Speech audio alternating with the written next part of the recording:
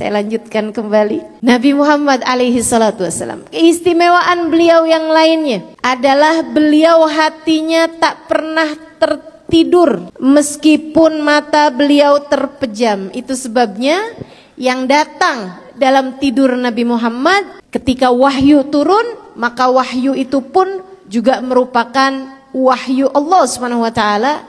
Ada beberapa di antara wahyu turun bahkan di saat Nabi Muhammad sedang tampaknya tidur. Sayyidah Aisyah meriwayatkan Nabi tidur kemudian bangun dan segera menuju masjid. Aku bertanya padanya, tidakkah engkau perlu berwudu wahai Rasulullah? Nabi Muhammad menjawab, Aisyah, nahnu ma'asyiral anbiya innama tanam a'yununa walam yanam qulubuna. Aisyah, kami para nabi jika tertidur hanya mata sahaja yang tidur, hati kami tak pernah tertidur. Hati kami senantiasa terjaga mengingat Allah Subhanahu wa taala dan sedang siaga dalam hadapan Allah. Keistimewaan beliau yang lainnya, beliau tidak memiliki bayangan. Wala dhillun lahu bal kana nura. Nabi Muhammad tak memiliki bayangan. Bagaimana memiliki bayangan jika beliau adalah cahaya? Benda itu memiliki bayangan kalau terkena cahaya. Bagaimana mungkin cahaya memiliki bayangan? Itu sebabnya.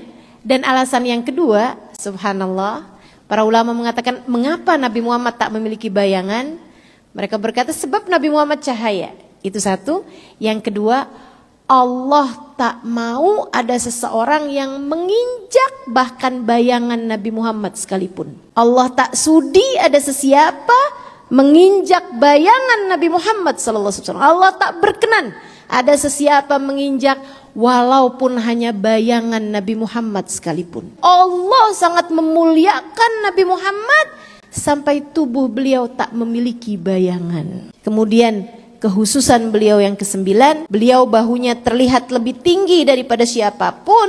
Dan yang ke-10 dari kehususan beliau, beliau sudah berkhitan dari sejak kelahiran. Beliau sudah terputus pula tali pusarnya dan juga sudah bercelak mata saat beliau baru lahir ke atas muka bumi ini.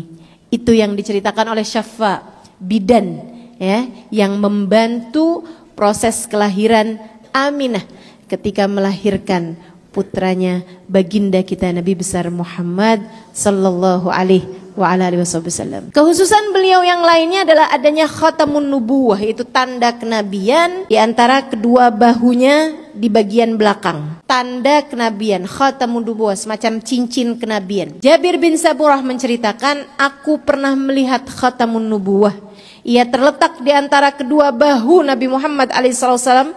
Bagian belakang bentuknya seperti sepotong daging berwarna merah sebesar telur burung dara. Selain itu, kehususan beliau adalah apa yang disepakati oleh para ulama, bahwasanya saudaraku sekalian, hal ini saya dapati dalam kitab-kitab fikih. Saya adalah seorang pengajar fikih di kota Tarim, Hadramaut, Yaman. Saya banyak membaca kitab-kitab fikih yang besar-besar. Saya membaca di kitab Syekh Ibrahim Al-Baijuri. Saya baca di kitab Bujairami. Saya baca di kitab Ighna ala Syarah Fathil Mu'in dan lain sebagainya. Saya dapati dengan ibarat yang kurang lebih sama. Faslun, ittafaqa jami'ul ulama bi anna fudalatan Nabi sallallahu alaihi wasallam tahirah. Seluruh ulama sepakat, dan ini hanya Nabi Muhammad, seluruh ulama sepakat bahwasanya apapun yang keluar dari tubuh Nabi Muhammad adalah suci.